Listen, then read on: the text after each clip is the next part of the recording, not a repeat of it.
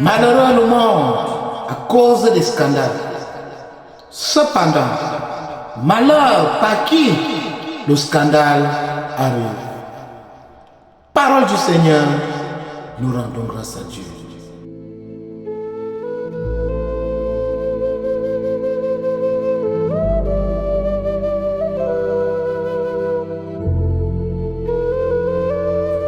Bonjour.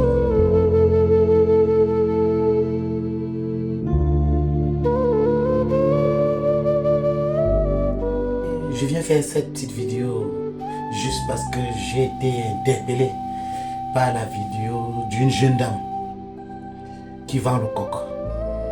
On l'a vu en train d'uriner dans la marmite. Et cette vidéo défraie la chronique. Donc j'ai été interpellé. Des personnes m'ont envoyé cela. J'ai vu cela dans plusieurs forums là où j'appartiens. Et je vais donner mon point de vue.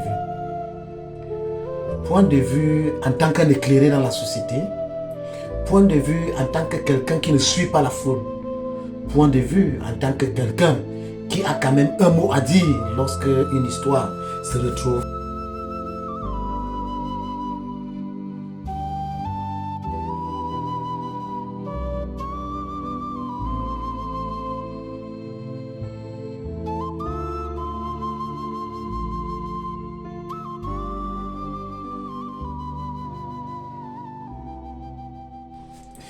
Regardez bien ce qui se passe et regardons bien ce qui se passe et posons-nous des bonnes questions.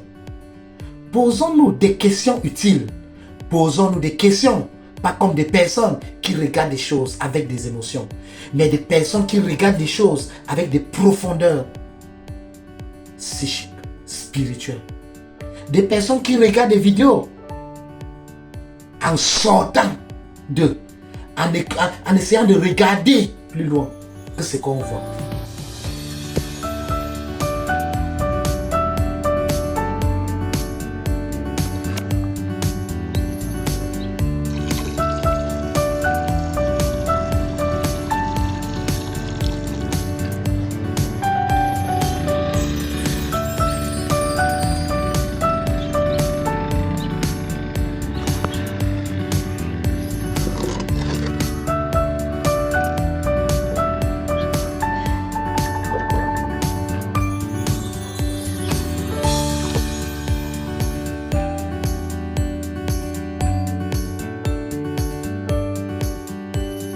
Regardez bien la posture de cette jeune dame.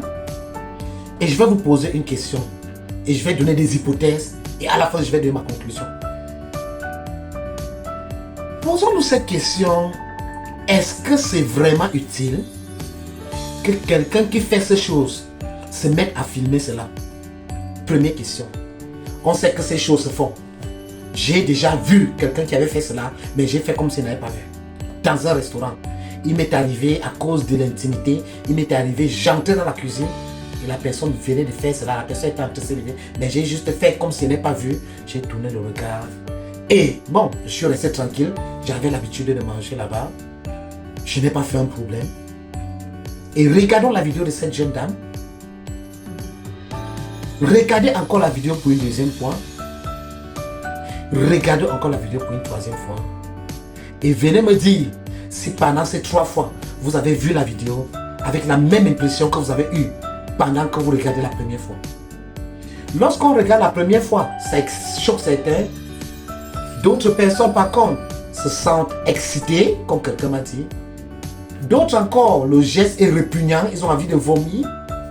Mais moi, lorsque je regarde cette vidéo, j'essaye de l'analyser.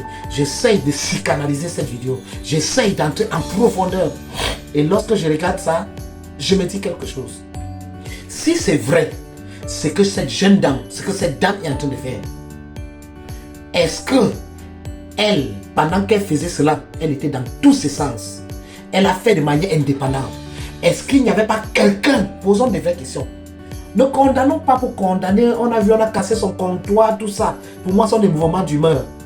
La foule se trompe toujours. À 90%, la foule s'est toujours trompée. Je vous dis la vérité. Des innocents meurent. Parce que j'ai vu des gens qui ont été piégés.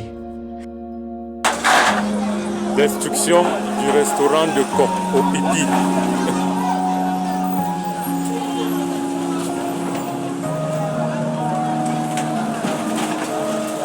J'appelle Bokada. Moi-même, j'ai failli être kidnappé et on voulait me nuire.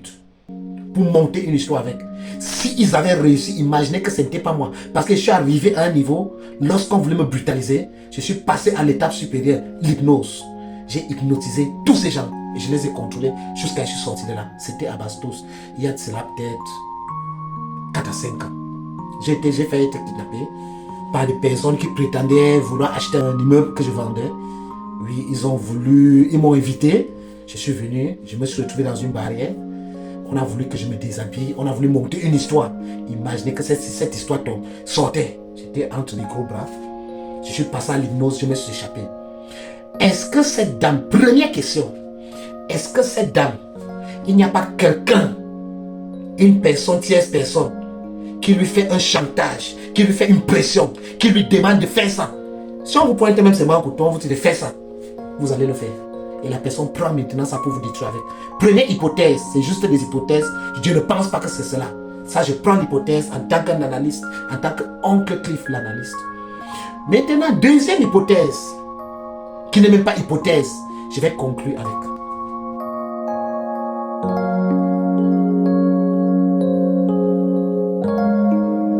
Chers 12 peuples de Dieu, nous sommes en année électorale.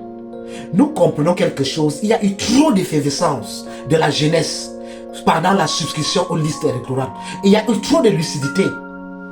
Et le gouvernement a essayé d'acheter certaines personnes, certains blogueurs, certains influenceurs pour créer la distraction.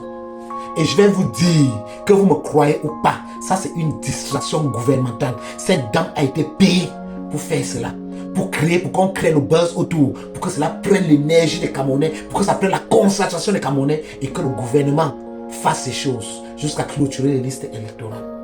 Et ce genre de distraction, on aura toute cette période jusqu'aux élections. On veut juste captiver l'attention des Camerounais. Et je vous ai dit, il y a quelque chose. Ne donnez jamais ça à une personne qui n'a mérite pas l'attention, votre attention. Ça, ce sont des futilités. Ça, ce sont des choses que le gouvernement du renouveau, le gouvernement du RDPC crée, mais là, pour distraire les gens. Parce que nous sommes en année électorale. Et on va commencer à voir des choses comme ça, créées par des blogueurs. Ils vont prendre des vidéos comme ça, balancer.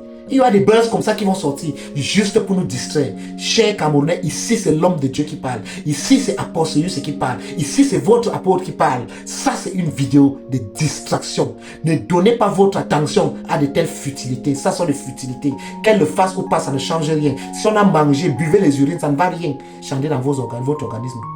Oui. Il y a des gens qui ont fait des pâtes de farine avec... On n'est pas mort. Il y a des femmes qui font ça, des pères, tout ça, des serviettes hygiéniques, ils mettent là, on mange, on ne meurt pas. Quand vous faites tout ce que vous faites là, est-ce que vous connaissez, si je vous donne un secret, il y a un podcast que je prépare, je vais vous dire comment la brasserie prépare la bière. C'est qu'on met dans la bière pour endormir les Camerounais. Oui, même la brasserie fait pareil. Oui, ce n'est pas une contre-publicité. Les sociétés brassicoles du Cameroun font aussi la même chose. Ils mettent dans la bière pour endormir les Camerounais.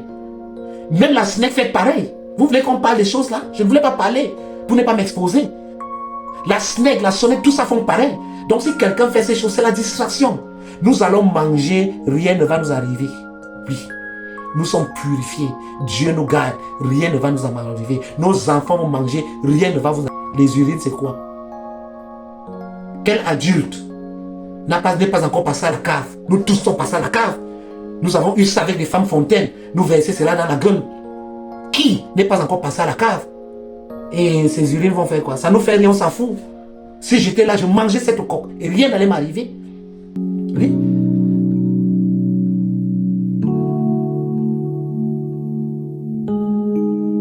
Peuple de Dieu, chers tous, faites très attention.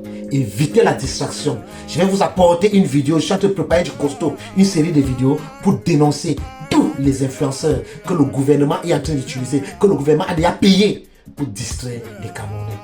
Merci de vous abonner, merci de partager, merci de liker. À très bientôt. Ciao.